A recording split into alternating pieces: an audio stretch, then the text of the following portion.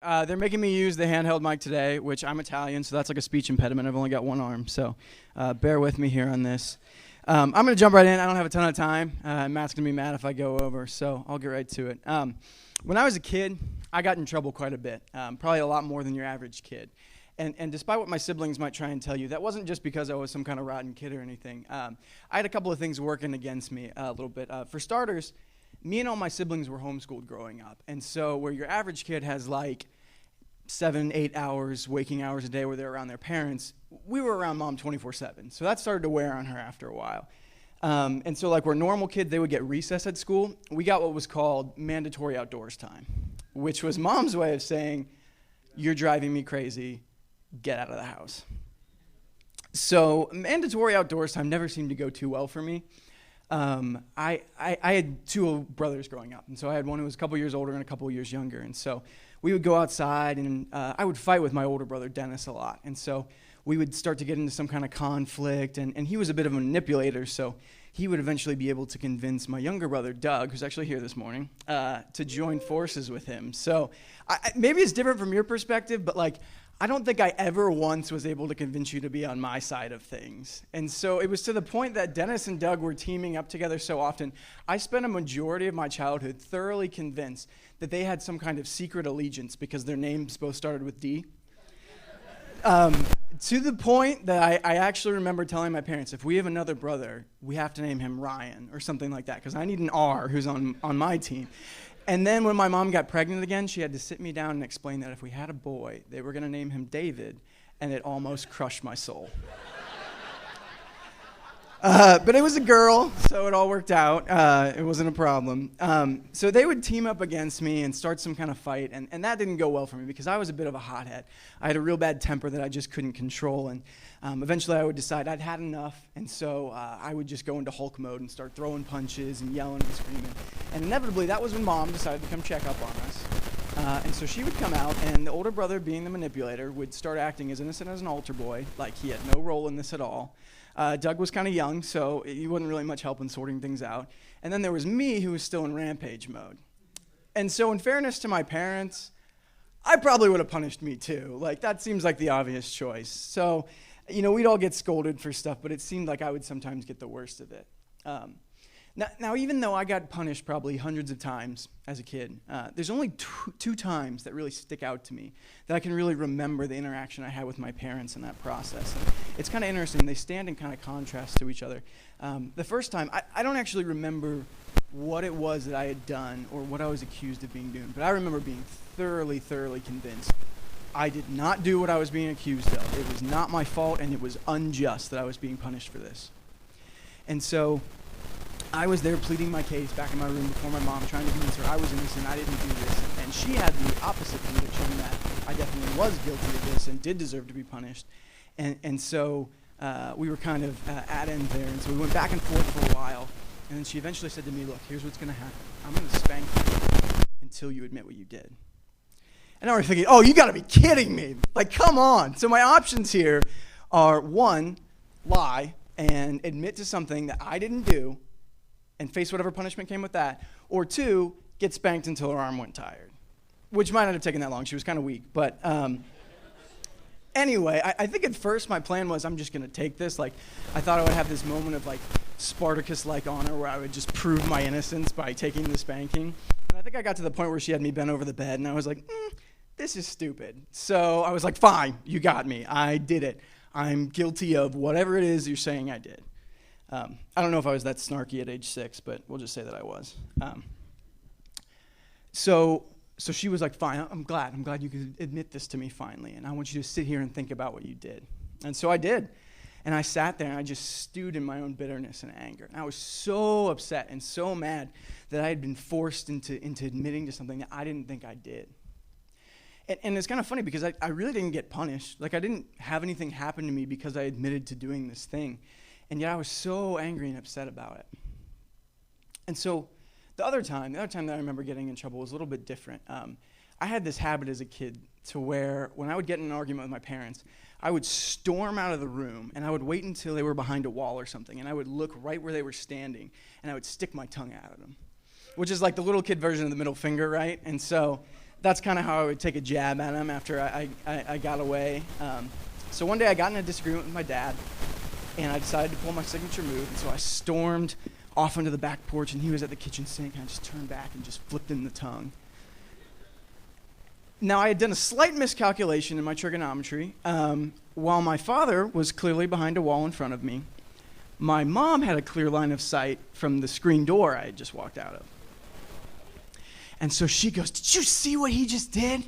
And being this kid, all of a sudden this emotion just comes over me, and all I can think is, run, get away, which is kind of a terrifying moment as a child, like when adults who are twice your size can just chase you down and physically pick you up and carry you off. Like, it's terrifying. And so I ended up in my room eventually, and I'm awaiting sentencing, if you will, and I'm just in misery. Like, I just knew I'd been caught. I had no excuses. There was nobody else I could pin the blame on. I was just going to get punished so bad. They had every right to punish me for what I did. And so eventually my dad comes in, and that's not a good sign, right? Because dad spankings are always worse than mom spankings. Like, mom would use, like, the plastic spoon you stir Kool-Aid with, and, like, dad had, like, a 2x4 or something. Like, it was kind of twisted, but so he sits me down, he starts giving me that talk of, this is what you did wrong, and this is why you shouldn't do it, and I'm just sitting there, tears are streaming down my face, because I know I'm just going to get it. I'm getting punished for sure.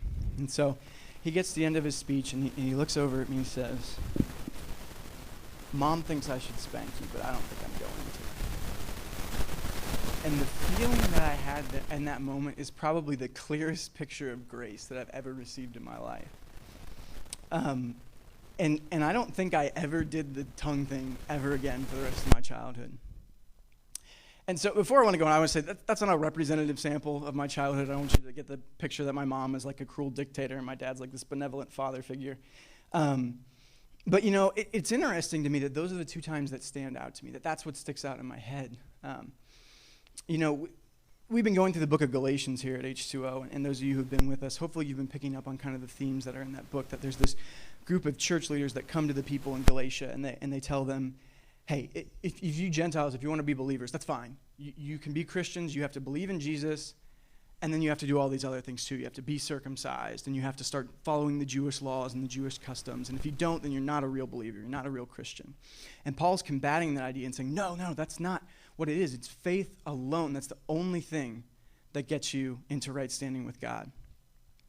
And so we're in Galatians 3 right now, and I just want to read the first 3 verses of that chapter. That's all we're going to do.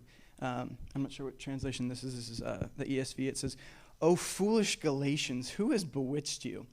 It was before your eyes that Jesus Christ was publicly portrayed as crucified." Let me ask you this. Did you receive the Spirit by works of the law or by hearing with faith? Are you so foolish, having begun by the Spirit, that you are now being perfected by the flesh? I think it's really cool that we get to talk about this right after Man Makers and Women's Weekend, because I think that those retreats are really good at kind of identifying in our lives the areas where we still need to be perfected, right? We get to come back and see, oh, this is where I'm struggling. These are the insecurities that I have. These are the lies that I'm believing. And a lot of times we're really motivated and really pumped up about battling those things and striving to be perfect and to do something greater than what we've been living in. And that's good, and I hope you do feel challenged to do that. But I think in that it becomes very easy to start believing some of these lies that the Galatians were struggling with. It becomes very easy to see that sanctification, that becoming perfect is all about what we can do. It's all about the works of the flesh. We just have to try harder and be better. And if we can't meet that standard, somehow God's disciplining us and we're not enough for him. And we need to do better and try harder and go further than we did when we failed. And it becomes very much like that first punishment I experienced, where we view God as saying, look, I don't want to hear what you have to say. I don't care about what you're struggling with or how difficult this is or what you're going through. Just get on board with what I'm telling you to do, or you're going to get it. You need to line up with what I'm telling you to do, or you're going to get punished for it. And Paul's saying, no, that's not the gospel. The gospel is not you do all these things, and that's what earns you your right standing before God. The gospel is you were caught red-handed. You have no excuse, but I forgave you anyways. And that's why he says, did you guys forget about Jesus and his crucifixion? That's what that's all about. That's saying you're not good enough. You never will be, but I died for you and took your place so that I can give you my perfection. That comes from me. And so I want you guys to know and be encouraged that sanctification, this process of becoming perfect, that's not all about your effort. It's going to require effort. It's going to require you to put in the effort that you have to give for that. But in the end, it's the Spirit that makes us perfect. It's God working in us that pushes us towards that. And so just like this, the second time, with my dad, where after he forgave me of that, I didn't want to do that again because I didn't want to let him down in that area anymore. I wanted nothing to do with that. In the same way, when we start to understand God's forgiveness of us and the ways that he's washed out our sin, that is when we finally get to start making progress in these areas and get to have the Spirit to start change us and start moving forward and seeing perfection come about in our lives. And so I just wanted to encourage you guys with that this morning. I'm not going to give a full teaching. Like Matt said, we're going to do an open share time. We like to do that after our retreats. We believe very much here at H2O that church is about community, and we want this to be an opportunity where you guys can talk about what's encouraging in your life and what God's been doing. And so whether that's something from Man Makers or Women's Weekend or something from life groups or Church on Sunday, whatever it is, whatever God's doing in your life, we want to hear that. We want to be encouraged by that. So we're going to open up the mic and give you guys a chance to come down here and share. 2 quick ground rules. One, we don't have a ton of time, so try and keep it short. Some of you are prone to rambling. Try to eliminate that as much as you can. We want everyone to have a chance to share. And 2 is Matt reserves the right to come down and shot block you if you say something heretical. So if you're like, oh yeah, I've been realizing lately that Buddha and Jesus are pretty much the same person, he's going to be like, thanks for sharing. That's not true. So just be aware of that. But we're going to leave the mic down here, and if you guys want to, whoever's brave enough to come first, that's always the hardest one. Head down. Oh, that was easy. All right.